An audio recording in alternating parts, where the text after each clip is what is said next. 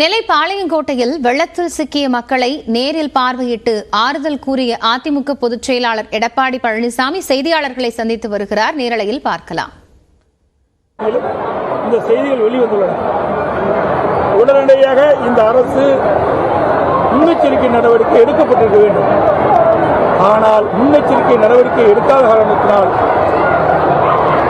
அதிக மழையால் இந்த 4 மாவட்ட மக்கள் அதிக அளவில் பாதிக்கப்பட்டுள்ளார்கள். இதற்கு முழு காரணம் அரசு உரிய முறையில் முன்னெச்சரிக்கை. இந்த 4 மாவட்ட மக்கள் அதிக அளவில் பாதிக்கப்பட்டுள்ளார்கள்.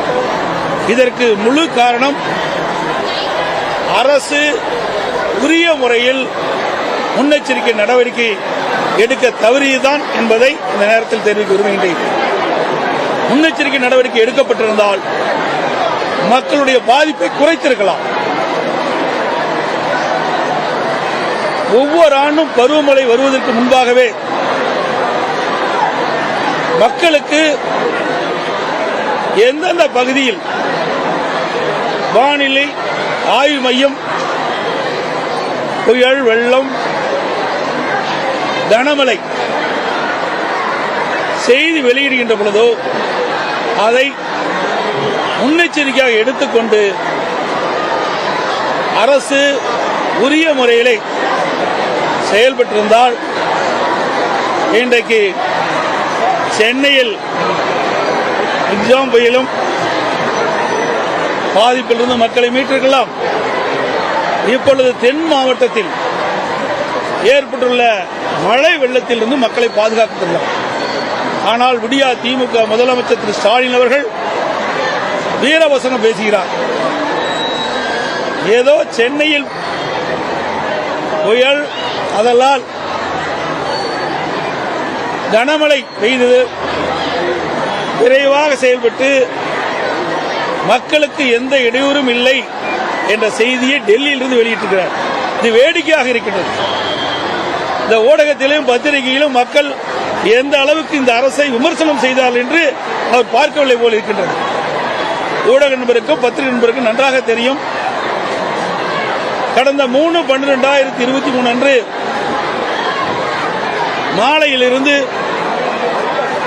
அடுத்த நாள் 12 மணி வரை, அதாவது 4/12/2023 மதியம் வரை தொடர்ந்து கனமழை சென்னை சுற்றியுள்ள புறநகர் மாவட்டம், திருவள்ளூர் மாவட்டம், காஞ்சிபுரம் மாவட்டம், செங்கல்பட்டு மாவட்டங்களில் தொடர் கனமழை பொழிந்தது. இதனால் ஆங்காங்கே சாலைகளில் தண்ணீர் தேங்கி குடியிருப்பு பகுதியில் தண்ணீர் புகுந்து வீட்டிலிருந்து மக்கள் வெளியேற முடியாத ஒரு சூழ்நிலை ஏற்பட்டு மக்கள் கடுமையாக பாதிக்கப்பட்டார்கள். அதையெல்லாம் இந்த முதலமைச்சருக்கு கண்ணுக்கு தெரியவில்லை. ஏதோ மத்திய குழு வந்ததாம், பார்வையிட்டதாம், பாராட்டி விட்டு சென்றதாம். அங்க இருக்கின்ற மக்களை போய் கேட்டால்தான் என்ன பாராட்டு இந்த அரசுக்கு கிடைக்கும் என்பது இந்த அரசுக்கு தெரியும், இந்த முதலமைச்சருக்கு தெரியும். அதோடு தூத்துக்குடியில் அங்க பகில் ஓடை ஒரு பகுதி இருக்குது. அதுல கனமழை பொழிகின்ற பொழுது அங்கு இருக்கின்ற நீர்களெல்லாம் அந்த ஓடை வழியாக வெளியேறுவதுதான் இருந்து கொண்டிருந்தது. இதை கருத்தில் கொண்டுதான் அனைத்து இந்திய அண்ணா திராவிட முன்னேற்ற கழக அரசு இருக்கின்ற பொழுது ஸ்மார்ட் சிட்டி திட்டத்தின் மூலமாக அதற்கு நிதி ஒதுக்கீடு செய்து அந்த பகிம் ஓடையை அந்த நீர் வடியக்கூடிய ஒரு சூழ்நிலை உருவாக்குவதற்காக அந்த பணிகள்லாம் துவங்கப்பட்டு சுமார் 85% அதிமுக ஆட்சியிலே நிறைவு பெற்றுவிட்டன. எஞ்சிய பணி 15% இருந்தது. இந்த விடியா திமுக அரசு பொறுப்பேற்று 2.5 ஆண்டு காலத்தில் அந்த 15% பணி கூட நிறைவேற்றவில்லை. இதனால அந்த ஓடையில் வழியாக வெளியேறுகின்ற நீர் தடைபட்டு அந்த குடியிருப்பு பகுதி முழுவதும் வெள்ள நீர் சூழ்ந்து மக்கள் வீட்டிலிருந்து வெளியேற முடியாத ஒரு சூழ்நிலையை நான் இன்றைய தினம் காலையிலே சென்று பார்த்தேன். ஊடகம் பத்திரிகைகளும் அதை படமாக பிடித்திருக்கின்றார்கள். இப்படிப்பட்ட சூழ்நிலை தான் இன்றைக்கு தூத்துக்குடியில் நிலவிக் கொண்டிருக்கின்றது. இந்த அரசு முன்னெச்சரிக்கை நடவடிக்கை எடுக்கப்பட்டு ஏற்கனவே அனைத்து இந்திய அண்ணா திராவிட முன்னேற்ற கழக அரசு கொண்டு வந்த திட்டத்தை வேகமாக துரிதமாக செயல்படுத்தி முடிக்கப்பட்டிருந்தால் அந்த ஓடையின் வழியாக இன்றைக்கு பெய்த மழைநீர் வேகமாக வடிய தொடங்கி இருக்கும், மக்கள் பாதிக்கப்பட்டிருக்க மாட்டாங்க. ஆனால் இந்த விடியா திமுக ஆட்சியில் இப்படிப்பட்ட பணிகள் எல்லாம் முடங்கி கிடைக்கின்றது, வேதனை அளிக்கின்றது. அதே போல அரசு பொது மருத்துவமனையில் இன்றைக்கு மழைநீர் தேங்கி அங்கே நோயாளிகள் அவதிப்படுகின்ற காட்சி பார்த்தோம். அதற்கு இந்த அரசு உரிய நடவடிக்கை எடுக்கப்பட வேண்டும். இன்றைக்கு மழை வெள்ளத்தால் திருநெல்வேலி, தூத்துக்குடி, கன்னியாகுமரி, தென்காசி மாவட்டங்களில் தாழ்வான பகுதியில் நிறுத்தப்பட்டிருந்த வாகனங்கள் எல்லாம் கனமழையில் வெள்ளத்தால் முழுகி சேதமடைந்திருக்கின்றன. ஆகவே அந்த வாகனங்களை பழுது பார்க்க அங்கங்கே அந்த நிறுவனத்தோடு தொடர்பு கொண்டு முகாம்கள் அமைத்து அந்த இருசக்கர வாகனங்கள் பாதிக்கப்பட்ட இருக்கின்றவர்களுக்கு அதை ரிப்பேர் செய்து கொடுக்கப்பட வேண்டும், பழுது பார்த்து கொடுக்க வேண்டும். அதேபோல 4 சக்கர கார்கள் இன்னைக்கு நான் தூத்துக்குடியில் பார்க்கின்ற பொழுது வகில் ஓடை அருகிலே அந்த வீட்டுக்கு முன்பாக நிறுத்தப்பட்ட காரெல்லாம் நீரிலே முழுவதும் முழுகிவிட்டது.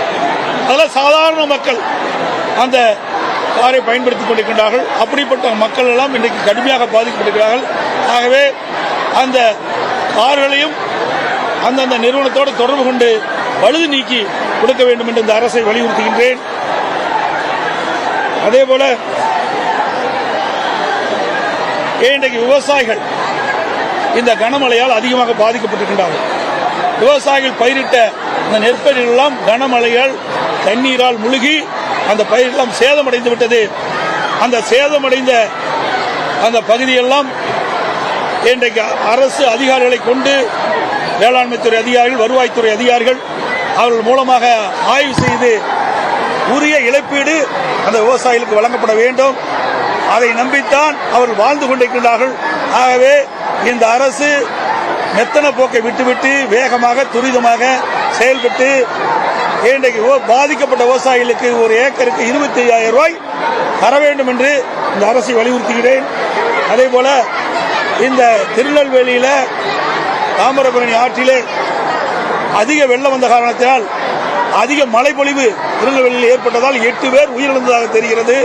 அந்த 8 பேர் குடும்பத்திற்கும் வாழ்வாதாரத்தை முன்னிட்டு ஒவ்வொருவருக்கும் 10 லட்சம் ரூபாய் இழப்பீட்டை இந்த அரசு தர வேண்டும் என்று வலியுறுத்துகிறேன். அதேபோல சாலை தகவல் தொழில்நுட்பம் எல்லாம் துண்டிக்கப்பட்டுகின்றது. மக்களுடைய பிரச்சனையை எங்கு சென்றாலும் தகவல் கிடைக்கவில்லை. சாலைகள் துண்டிக்கப்பட்டுகின்றது, சீர் செய்ய வேண்டும் என்று கோரிக்கை வைக்கின்றார்கள். ஆகவே இந்த அரசு உடனடியாக சாலையை சீர் செய்ய வேண்டும், தகவல் தொழில் தொடர்பை உடனடியாக சீர் செய்ய வேண்டும் என்று நேரத்தில் கேட்டுக்கொள்கின்றேன். அதேபோல ரயிலில் ஸ்ரீவைகுண்டம் பகுதியில் ரயிலில் சென்று கொண்டிருக்கும் பொழுது கனமழையால் அங்கங்கே நிறுத்தப்பட்டு விட்டார்கள். சுமார் ரயிலில் 1000 பேர் பயணம் செய்திருக்கின்றார்கள். அவர்களுக்கு தேவையான உணவு அங்கிருந்து அவர் செல்லுகின்ற பகுதிக்கு வாகன வசதி செய்து கொடுக்க வேண்டும் என்று இந்த அரசை வலியுறுத்துகின்றேன். அது மட்டும் இல்லாமல் நான் தூத்துக்குடிக்கு போனேன், அங்கே வெள்ள பாதிப்பெல்லாம் பார்த்தேன், மக்களையும் பார்த்தேன். அதோட திருநெல்வேலிக்கு வந்தோம், அங்கே வெள்ள பாதிப்பெல்லாம் பார்த்தோம். அங்கு இருக்கின்ற மக்கள் சொல்வது கிட்டத்தட்ட 3 நாட்களாக எங்களுக்கு உணவு கிடைக்கவில்லை, தண்ணீர் கிடைக்கவில்லை, குழந்தைகளுக்கு பால் கிடைக்கவில்லை, மருத்துவ சிகிச்சை கிடைக்கவில்லை என்று இந்த ஊடகத்தின் முன்னே அவர்கள் தெரிவித்தார்கள். ஆகவே இனியாவது இந்த அரசு தூங்கிக் கொண்டு இருக்காம விழிப்போடு வேகமாக துரிதமாக மக்களுடைய பிரச்சனை இது அரசியலாக்க நாங்கள் விரும்பல. மக்கள் உணவில்லாம 3 நாள் இன்னைக்கு பரிதவித்துக் கொண்டிருக்கின்ற காட்சி வெட்கக்கேடானது. இன்றைக்கு தொலைக்காட்சியில பார்க்கிறோம், ஊடகத்தில் பார்க்கிறோம், பத்திரிகையில பார்க்கிறோம். இன்றைக்கு தலைமை செயலாளர் சீஃப் செக்ரட்டரி சொல்றாரு 600 போட் விட்டுட்டு சொல்றாரு. ஒரு போட் கூட அங்க வரல. அங்க இருக்கிற மக்கள் எல்லாம் தண்ணியில தத்தளிச்சிட்டு இருக்காங்க வீட்டுல. அங்கிருந்து வெளியில வர முடியல. இந்த காட்சி தான் பார்க்கிறோம். ஊடகத்திலையும் பார்த்துட்டு தான் வந்தாங்க, நேரடியாக பார்த்தாங்க பத்திரிகையெல்லாம். அதே போல அங்க இருக்கின்ற மக்கள் எங்களிடத்திலே தெரிவித்தது 3 நாட்கள் ஆவது சாப்பிட்டு இன்னும் உணவு கிடைக்கவில்லை, எந்த அதிகாரியும் வந்து பார்க்கவில்லை, எந்த அமைச்சரும் பார்க்கவில்லை என்று சொல்கிறார். ஆனா ஊடகத்தில் எல்லா அமைச்சரும் அழகா பேட்டி கொடுக்குறாங்க.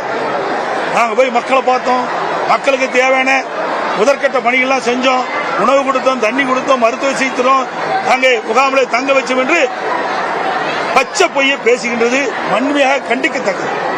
இது போர்க்கால அடிப்படையிலே வேகமாக துரிதமாக மக்களுடைய பிரச்சனையை கவனத்தில் எடுத்துக்கொண்டு உணவை இனியாவது மக்களுக்கு கொடுத்து உதவ வேண்டும் அரசு. அதோட குழந்தைகளுக்கு தேவையான பால் பாக்கெட் கொடுக்க வேணும், பால் பவுடராவது கொடுக்க வேணும், குடிதண்ணீர் கொடுக்க வேண்டும். ஏன்னா மழை வெள்ளம் வந்த பிறகு குடிதண்ணீர் ஒரு கஷ்டத்தை வந்து குடிதண்ணீர் பிரச்சனை ஏற்கனவே சென்னையிலே ஏற்பட்டது. அதையாவது இவர்கள் பார்த்திருக்க வேண்டும். அதை விட்டுவிட்டு இன்றைய முதலமைச்சர் என்ன சொல்கிறார்? இந்திய வானிலை ஆய்வு மையம் சரியாக எங்களுக்கு சொல்லவில்லை என்கிறார். அவரெல்லாம் சரியா தான் சொன்னாங்க. உங்களுடைய அரசு செயலற்று இருக்கின்றது.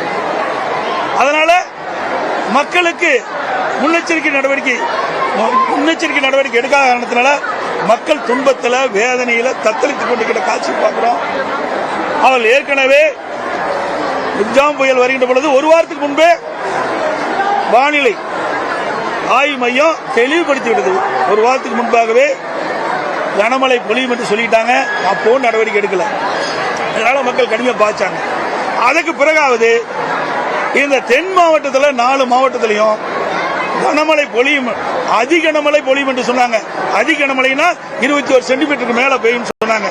அப்ப இந்த அரசு 14ஆம் தேதியே இந்திய வானிலை ஆய்வு மையம் சொல்லிட்டாங்க. உடனடியாக வேகமாக துரிதமாக செயல்பட்டிருந்தா இந்த உணவு பிரச்சனை வந்திருக்காது, குடிநீர் பிரச்சனை வந்திருக்காது, இந்த பால் இல்லை என்ற பிரச்சனை வந்திருக்காது. ஆங்காங்கே படுகளை வைத்து எங்கெங்கெல்லாம் தண்ணிகள் அதிகமாக தேங்கியிருக்குதோ அங்கெல்லாம் மக்களை அங்கே அழைத்து வந்து முகாமிலே தங்க வச்சிருக்கலாம். எந்த முன்னெச்சரிக்கையும் எடுக்காத ஒரு அரசு இந்த விடியா திமுக அரசு.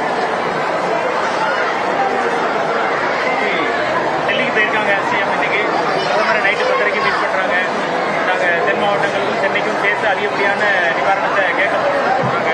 நீங்க ஐஎம்டி சொல்லியும் இதை கணிக்கலைங்கிறது. அதாவது டெல்லிக்கு நிவாரணம் கேட்க போல இந்திய கூட்டணியில அந்த கூட்டத்தில் கலந்து கொள்வதற்கு தான் அவர் போனார். மக்களுடைய பிரச்சனை தீர்க்கிறதுக்காக போல, மக்களுடைய குறைகளை பாரத பிரதமர் தெரிவிக்க போல. அவருடைய நோக்கம் இந்திய கூட்டணி வருகின்ற நாடாளுமன்ற தேர்தலில் இந்திய கூட்டணியில எப்படி செயல்படலாம் அப்படிங்கிற கூட்டத்தில் கலந்து கொள்வதுதான் டெல்லி சென்றார். மக்களுடைய பிரச்சனைக்காக போல.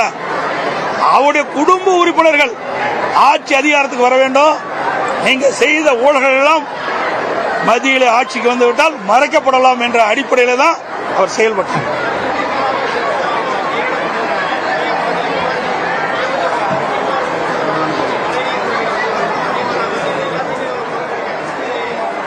நாட்டை பற்றியே கவலைப்படாத ஒரு முதலமைச்சர் இந்த முதலமைச்சர் தான். எப்பொழுது பார்த்தாலும் வீட்டு மக்களை பற்றி கவலைப்படுகின்ற ஒரே முதலமைச்சர் இன்றைய முதலமைச்சர் ஸ்டாலின். அனைத்து இந்திய அண்ணா திராவிட முன்னேற்ற கழக ஆட்சி இருக்கின்ற பொழுது ஏரி குளம் குட்டை எல்லாம் இன்றைய குடிமராமத்து திட்டத்தின் மூலமாக ஆழப்படுத்தி கரைகளை பலப்படுத்தி நாங்கள் பாதுகாத்தோம். ஆனால் அந்த விடியா திமுக அரசு அற்புதமான குடிமராமத்து திட்டத்தை கைவிட்டுட்டாங்க. அந்த ஏரிகளையும் பராமரிக்க கைவிட்டுட்டாங்க. அதனால இன்றைய தினம் கனமழை பெய்கின்ற பொழுது ஏரி நிரம்பி ஆங்காங்கே இருக்கிற கரைகள் உடைத்து குடியிருப்பு பகுதியில் பூந்து விவசாய நிலைகளில் பூந்து கடுமையாக பாதிக்கப்பட்டுள்ளது. சென்னையில் இருக்கக்கூடிய மழை பாதிப்புக்கும் தென் மாவட்ட மழை பாதிப்புக்கும் பிரதமரை நீங்க நிறைய தகவலை வலியுறுத்துகிறீர்கள். நிச்சயமாக தமிழ்நாட்டு மக்களுக்கு தேவையான உதவிகளை மத்திய அரசு செயல்படுத்த வேண்டும். அது ஏற்கனவே மத்திய குழு வந்துட்டு போயிருக்கிறாங்க. இந்த அரசு நிவாரணம் வேற கேட்டிருக்குது. அந்த நிவாரணத்தை இந்த மத்திய அரசு வழங்க வேண்டும். இதில் அரசியல் பார்க்காம மக்களுடைய பிரச்சனையை பார்த்து மக்களுக்கு தேவையான உதவிகளை செய்ய வேண்டும் என்று மத்திய அரசை பாரத பிரதமர் வலியுறுத்தி கேட்டுக்கிறேன். அதோட இன்னொன்று என்னன்னா, சென்னையில் 3ஆம் தேதி மிக்ஜாம் புயல் மாலையில் வந்தது. அப்போ கனமழை பொழிஞ்சது. அடுத்த நாள் 4ஆம் தேதி மதியம் வரைக்கும் தொடர்ந்து மழை பெய்ஞ்சது. அங்கங்க வெள்ளம்லாம் தேங்கி நின்றது. 3 நாள் கழிச்சு தான் அதிகாரியே உள்ள போனாங்க. எல்லா பத்திரிக்கையும் தெரியும். 4ஆம் தேதி இரவு தலைமைச் செயலாளர் சொல்றாரு, சீஃப் செக்ரட்டரி சொல்றாரு, இப்பதான் தேங்கி நீரை சென்னையில் ஆங்காங்கே தேங்கி நீரை புறநகர் சென்னை புறநகர் பகுதி மற்றும் சென்னை சுற்றியுள்ள இந்த 3 மாவட்ட செங்கல்பட்டு, திருவள்ளூர், காஞ்சிபுரம் மாவட்டத்தில் தேங்கிய நீரை அகற்றுவதற்காக NLC நிறுவனத்திலிருந்து ராஜத மின் மோட்டாரை கொண்டு வரன்னு சொல்றாரு. அது வரைக்கும் எந்த முன்னேற்பாடும் பண்ணல, எந்த அதிகாரியும் போய் ஆய்வு செய்யல, அங்க போய் என்ன மழை பாதிப்பு கூட பார்க்கல. ஆனா 5ஆம் தேதி இங்க DR பாலு நாடாளுமன்றத்தில் பேசுற என்ன நிவாரணம் கேட்கிற, எவ்வளவு 6230 கோடி, என்ன ஆய்வு செய்யாத எப்படி நிவாரணம் கேட்க முடியும் சொல்லுங்க பார்க்கலாம். பத்திரிகையாளர் ஊடக நண்பர்கள் மூலமாக மக்களுக்கு தெரிவிப்பது, அதிகாரிகளும் போகல, தண்ணியும் வடியில, எப்படி சேதத்தை மதிப்பிட முடியும்? ஆக இதெல்லாம் வேண்டுமென்றே திட்டமிட்டு ஏதோ மத்திய அரசை வலியுறுத்த வேணும், ஒரு சம்பிரதாயத்துக்காக, மக்களுக்காக இல்ல, விளம்பரம் வேணும் அப்படிங்கிறதுக்கு தான் திரு DR பாலு MP அவர்கள் நாடாளுமன்றத்திலே மத்திய அரசிடமிருந்து எங்களுக்கு 6230 கோடி ரூபாய் பெரு வெள்ளம் ஏற்பட்டு சேதமடைஞ்சு கேட்கிறாரு. எந்த சேதத்தையும் கணக்கிடாம இந்த தொகை எப்படி கேட்க முடியும் சொல்லுங்க பார்க்கலாம். ஒரு மாநில அரசாங்கம் மத்திய அரசில் தொகை கேட்க வேண்டும் என்று சொன்னால், நானும் முதலமைச்சர் இருந்தேன், இன்றைக்கு தண்ணீர் வெடித்த பிறகு என்னென்ன வகையில சேதம் ஏற்பட்டது, அரசு மக்களுக்கு என்ன சேதம் இருக்கு, அரசு பல்வேறு துறைகள் மூலமாக என்ன சேதம் இருக்கு, விவசாயிகளுக்கு என்ன பயிர் சேதம், மின்கம்பங்கள் எத்தனை சேதம், இன்றைக்கு எத்தனை சாலைகள் சேதம், இன்றைக்கு பல்வேறு பிரச்சனைகளும் ஆய்வு செய்து அந்த அதிகாரி மூலமாக ஒவ்வொரு துறைக்கும் எவ்வளவு நிதி தேவை, எவ்வளவு இந்த வெள்ளத்தால் சேதமடைந்தது கணக்கிட்டு அதுக்கு பிறகு கேட்டிருந்தா கொடுப்பாங்க. இப்ப எதுவுமே கணக்கெடுக்காத இந்த அரசு வேண்டுமென்றே திட்டமிட்டு விளம்பரப்படுத்துவதற்காக இன்றைக்கு நாடாளுமன்றத்திலே திரு DR பாலு அவர்கள் தமிழகத்தில் மிஜாம் புயலால் 6230 கோடி அளவுக்கு சேதமடைந்தது என்று கேட்டிருப்பது நிந்தையாகவும் வேடிக்கையாகவும் இருக்கு.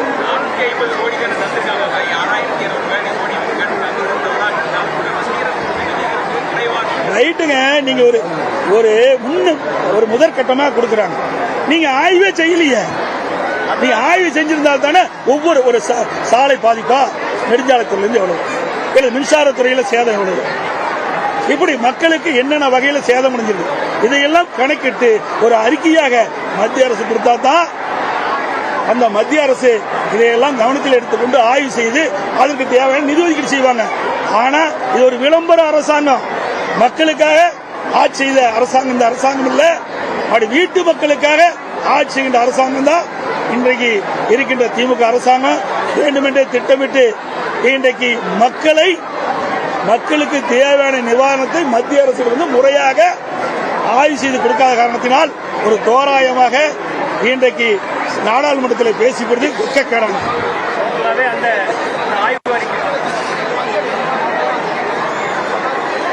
அதாங்க நான் ஏற்கனவே சொன்னேன், மக்களை தூத்துக்குடியில் போய் பார்த்தோம், இங்க திருநெல்வேலியில் வந்து பார்த்தோம், இங்க பல ஊடக நண்பர்கள்லாம் வந்தீங்க, பத்திரிகை நண்பர்கள் வந்தாங்க. 3 நாள் எங்களுக்கு சாப்பாடே கிடைக்கல, தண்ணி இன்னும் நிறைஞ்சி இருக்குது, பல வீட்டில் இன்னும் இடுப்பளவு தண்ணி இருக்குது, எங்களுக்கு உணவு கிடைக்கல, குடிநீர் கிடைக்கல, பால் கிடைக்கல, எங்களுடைய உடைமைகள் எல்லாம் சேதமடைந்து விட்டது. இதை பார்வையிட எவரும் வரவில்லை என்ற குற்றச்சாட்டை மக்கள் தெரிவிக்கிறார்.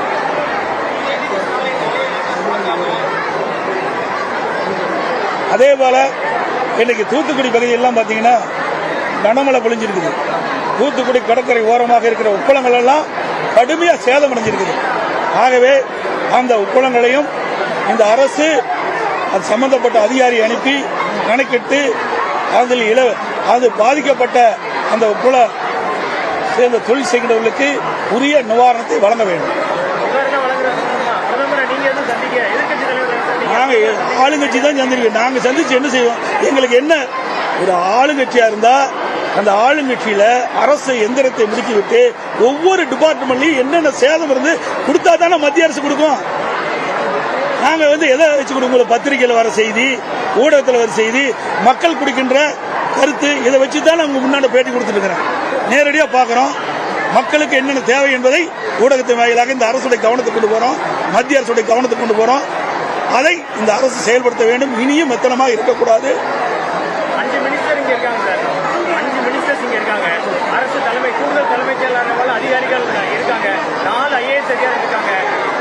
உயர் அதிகாரிகள் அவ்வளவு பேரும் இருந்துமே எந்த பணிகளும் நடைபெறவில்லை என்று ஆணித்தரமா குற்றச்சாட்டு வைக்கிறீங்களா? நீங்க தாங்க பாத்துட்டு இருக்கிறீங்க. நீங்களே எல்லாம் சொல்லிட்டீங்க. நான் கேட்கிற கேள்வி நீங்களே சொல்லிட்டீங்க. இவ்வளவு மந்திரி இருக்கிறாங்க, இவ்வளவு IAS ஆபீசர் இருக்கிறாங்க, இவ்வளவு அதிகாரி இருக்கிறாங்க, அப்படி இருந்து பசி பட்டியல மக்கள் வாழ்றாங்க. இதுதான் உண்மை.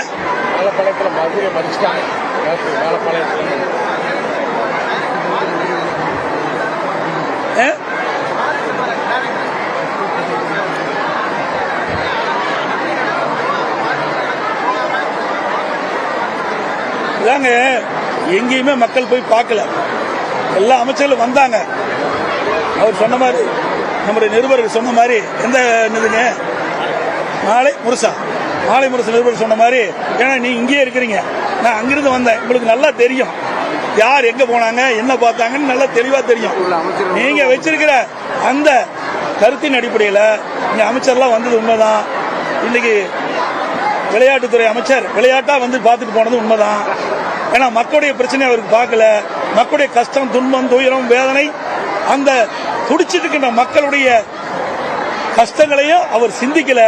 ஏதோ வர வேணுங்கிறதுக்கு வந்தாரு, பார்க்க வேணுங்கிறது பார்த்தாரு. இப்ப இருக்கிறாள் இல்லையான்னு தெரியல. போயிட்டாரா? இருக்கிறா? போயிட்டார். அவ்வளவுதான். அவர் வந்தாரு, பார்த்தாரு, போயிட்டார். இதுதான் அவருடைய பணி. அமைச்சர்கள் உள்ளே போக முடியும். அமைச்சர்கள் உள்ளே போக முடியல.